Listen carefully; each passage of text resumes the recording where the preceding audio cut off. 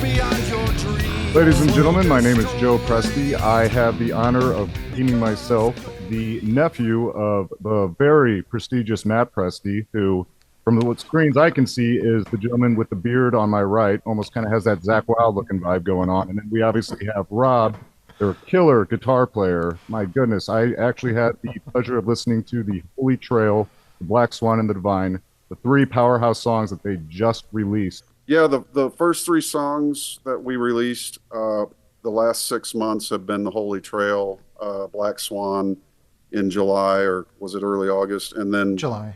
The Divine came out yesterday officially across all streaming platforms. And yeah, that's where we're at. We're moving full steam ahead with Order of the One and enjoying life and music. Nearing the age of 55, but we can still rock at 55. And to touch on that statement, you guys can still rock at 55. You absolutely can. After it's over the weekend and everything as well too. So very influential, very inspirational as well. And obviously we have Rob Kahn here. Like I said, just a wizard on the guitar. So Rob, you were talking about how John Petrucci and Zakk Wylde were a lot of influences in your style of playing. You kind of want to touch on that as well too. Oh, a lot of great guitars. Like I grew up really Randy Rhoads and Eddie Van Halen. I mean, those were two of the first guys I think that I listened to. And then after that, Yngwie, Satch, Vai. I mean, all of those were huge influences on me. But then back in 1992, somebody at college a friend of mine gave me a cassette of some music he wasn't really into, and it was Images and Words, and that ended up becoming one of my favorite albums of all time. And Petrucci very quickly became my favorite guitar player, and it was a pleasure. I went to the John Petrucci Guitar Universe back in 2018, so I got to meet him, and it was a class of I think 200 people there, and it was 3 or 4 days at the mansion in New York, and it was just an incredibly great time. And then Matt, what were some of your early influences that kind of got you into the musical realm of art and everything alike, more or less? Oh man, I have to give all credit to Rush. Rush was when I first heard Tom Sawyer, that I remember the day. I believe it was, good Lord, 1988.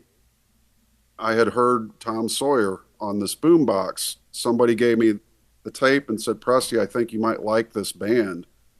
And man, ever since I heard that song, I think by the third time I listened to it, it was the synthesizer at the beginning that got me. And being a practicing keyboardist of sorts back then, I started really getting into the Rush and the three-piece.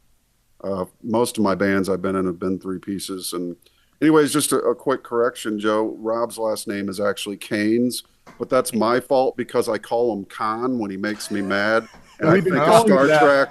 When I make you mad, you made me mad. So yes, I do apologize, but yes, all weekend long, especially after and I got to touch on this too. Just yesterday when I woke up, I had only been awake for 20 minutes, and Matt comes in there shivering and everything. I'm like, dude, you look like you just saw a ghost. What happened? And he laid out this whole story about how Rob and his wife apparently told him the night before they were smelling like a electrical issue in their house. And of course, he was like, well, I hope he takes care of it. He gets some shut-eye. He wakes up the next morning, texts him, no response. Then he texts him on Messenger, no response. Then he calls him several times.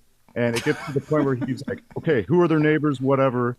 And finally, what does Matt do? He calls the police for a welfare check.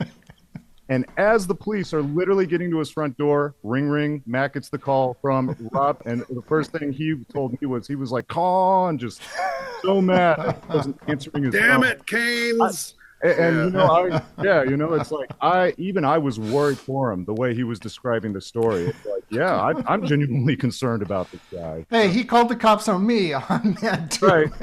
Yeah, that's true. But better answer your phone next time. I was afraid they were going to see me drinking some raw milk or something and haul me away, So. We got him, the raw milk drinker.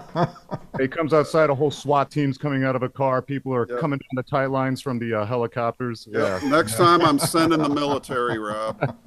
It's okay, President Trump. He's all right. Oh, thank goodness. Very good, gentlemen. Yeah, carry on. But, well, guys, I got to tell you, just from what I have heard this weekend, this has just been an incredibly inspirational experience for me because I'm a former musician myself. I play guitar, a little bit of drums. I kind of more or less dabbled with that, and keyboard.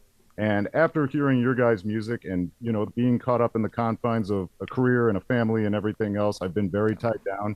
I think this is what I needed to actually get back into exploring that realm, in the five fine arts. And I just have to ask you Right. guys, has that been your goal, through your music? Is that the power that you want to express to the world and bring back to humanity? Yeah, music is such a part of our lives.